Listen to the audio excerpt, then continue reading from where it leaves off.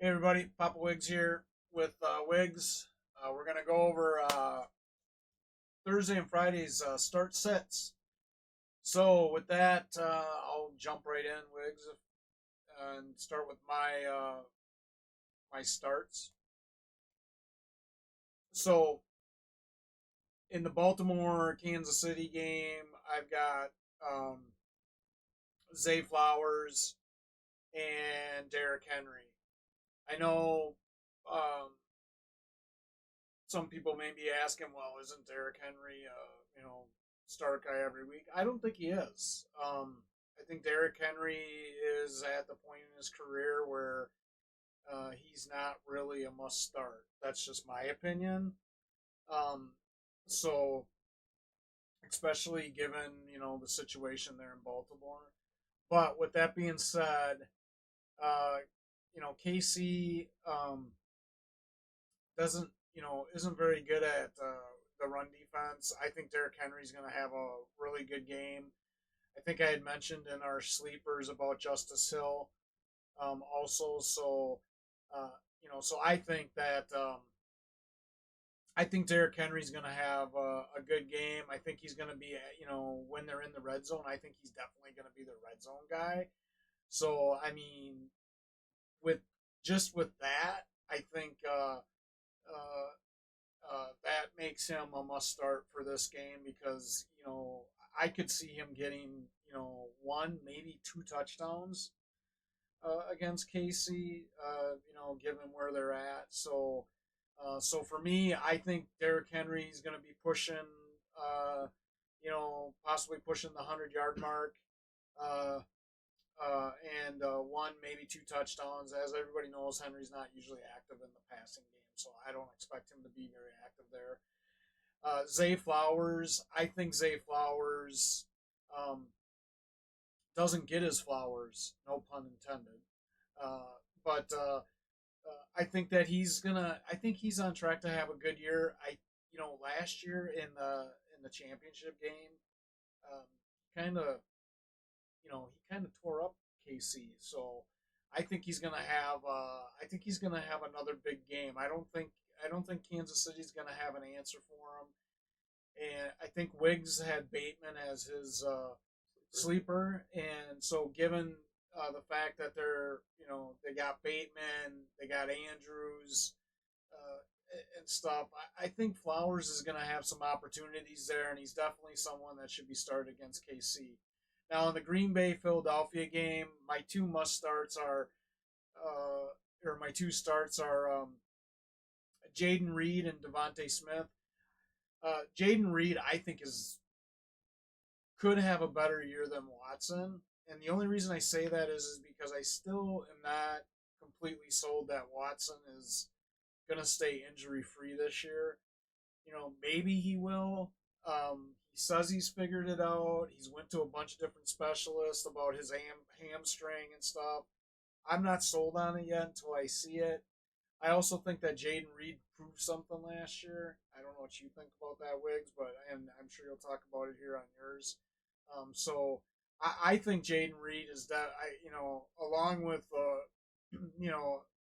couple of the other Packer receivers could have a big game against Philadelphia and Brazil.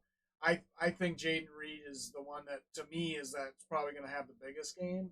I can see him going for over 100 yards and one touchdown. He could be around that 110 mark, somewhere around there on, 7, 8, or, I'll say between 7 and 10 receptions. And then the other guy who I was kind of on the fence with, but then I kind of, looked at it a little bit more. I think Devontae Smith is also another one that you got to start. Obviously, AJ Brown, Wiggs, I think you would agree, he's a must start every week. I don't think you can ever say you bench AJ Brown. So to me, I think Devontae Smith is definitely a start here. Listen, Jared Alexander is, I'm not totally sold that he's going to be guarding Smith. He's probably going to want to guard AJ Brown. Um, like I said in our sleeper video, Jerry Alexander, I feel is kind of overrated. I think he gets a lot more help.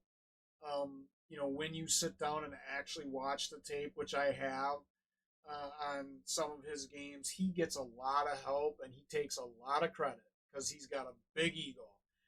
And I think that the Eagles' two wide receivers are going to give him everything that he can handle because they're both, decent sized receivers. And I think Smith is going to have a decent game. Uh, Even with the addition of Dotson, I can still see Smith. I can see Smith and Brown potentially going over 100 yards. Uh, I'll give De, Devontae Smith um, the chance to get maybe one touchdown. Uh, so but I do think he's going to have 7-8 receptions, close to 100 yards, right around that 100. A little bit over 100 yards. That's my prediction there. Wiggs, what do you think?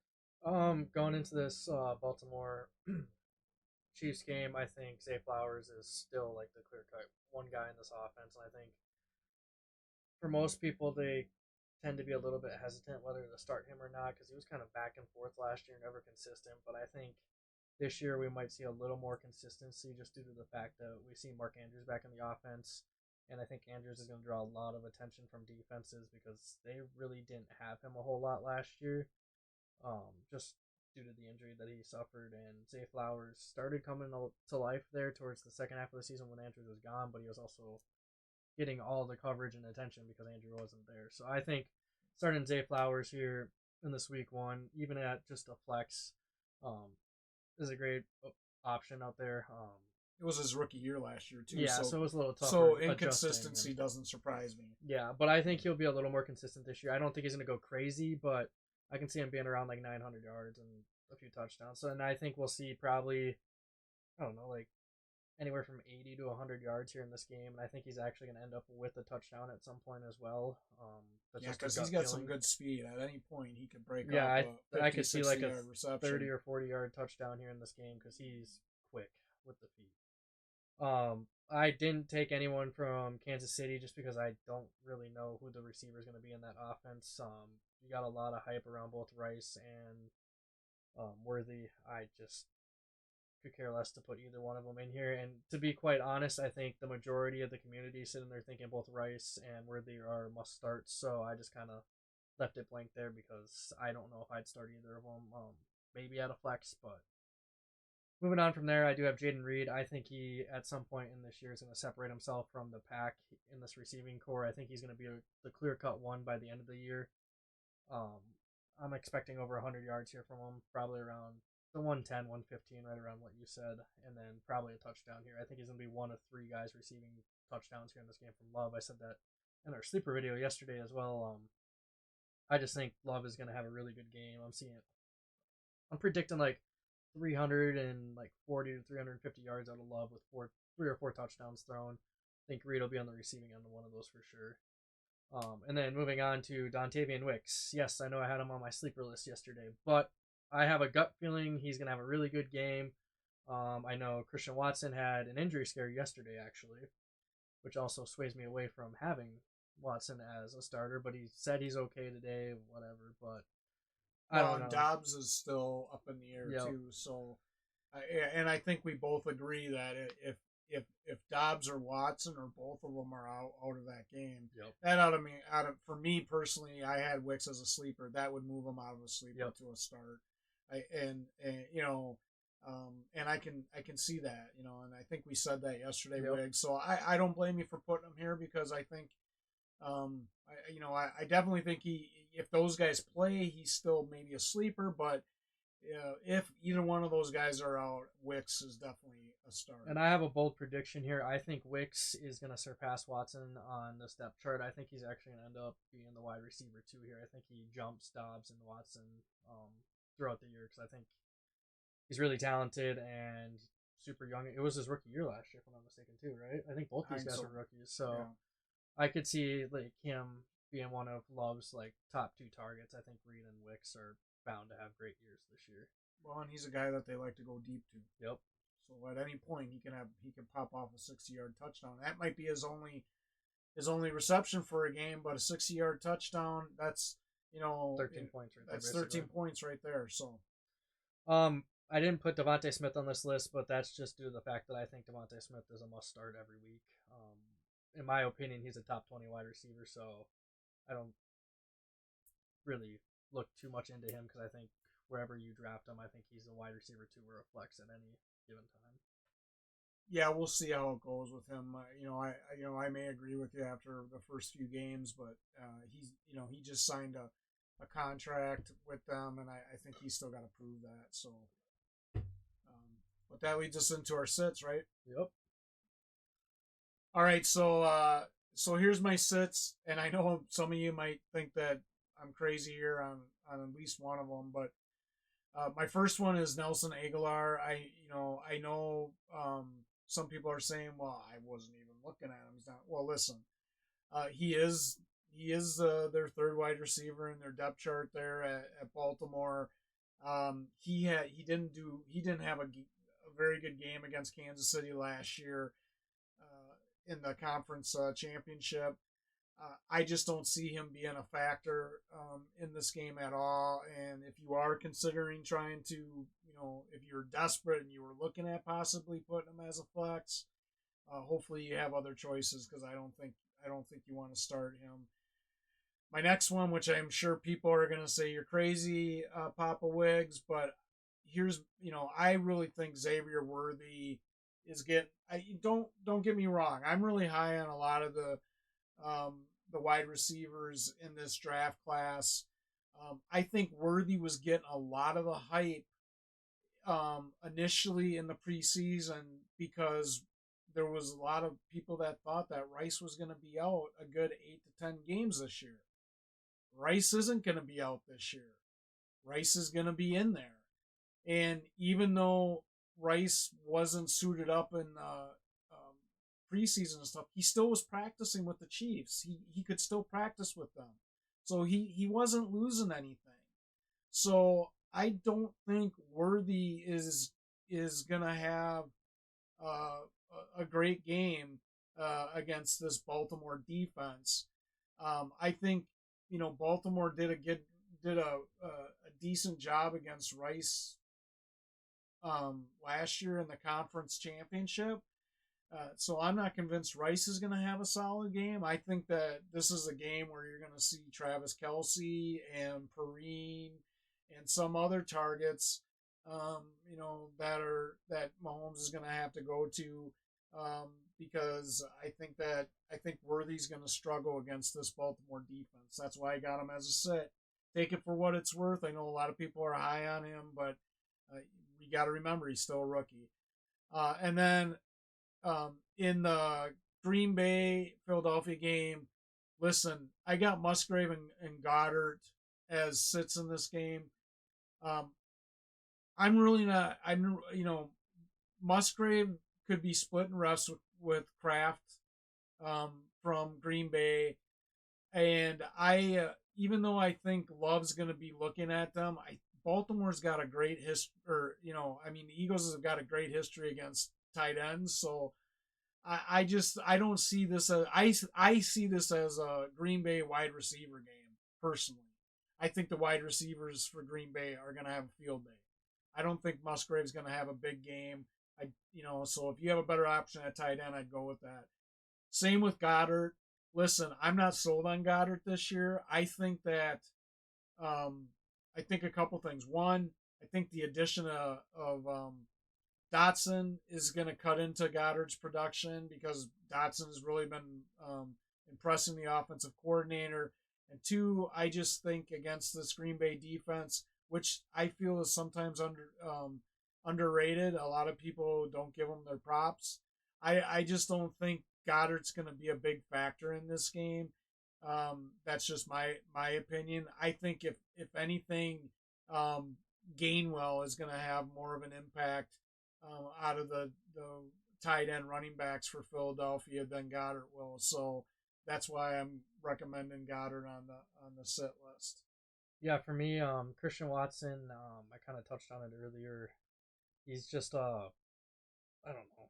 He might be banged up going into this game. He says he's not hurt, but I'm not sold on that. He's got a history of being hurt consistently too, and I wouldn't doubt it if he was even limited in this game.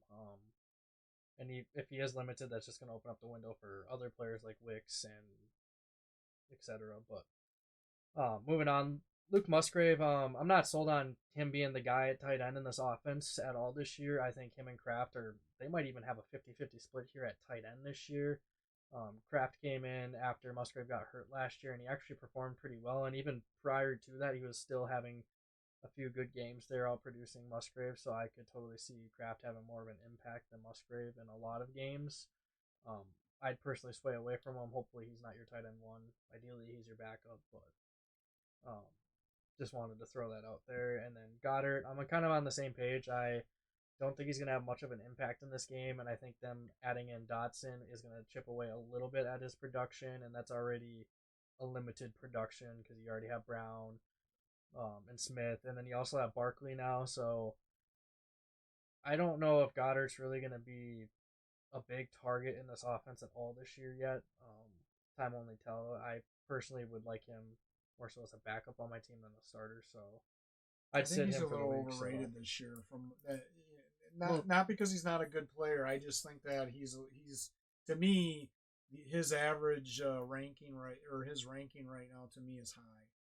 yeah, and I just think with the people they added in the offseason, like you, even if Barkley is included a little bit in the passing game, that's going to take away from Goddard, and then on top of it, you still have Dotson that you brought in.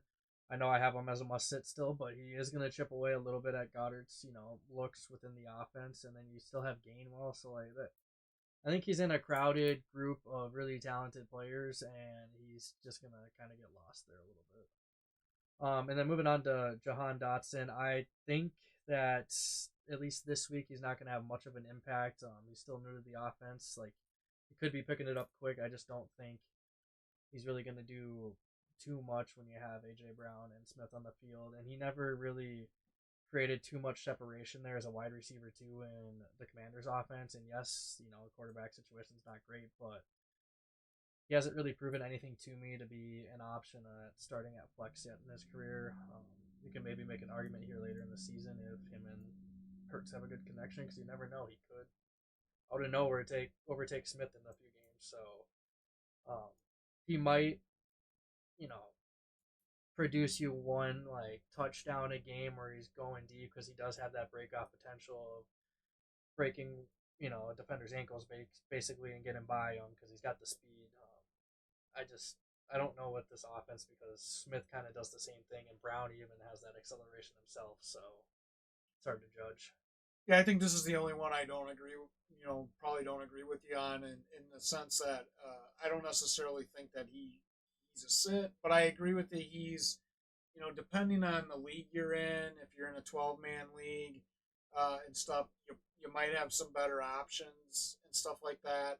I think he's going to be a sleeper in this game personally because I think with that Green Bay, you know, with their cornerbacks and stuff like that, I think that they're going to be paying a lot more closer attention to Smith and Brown, and I think he could have a sneaky game here.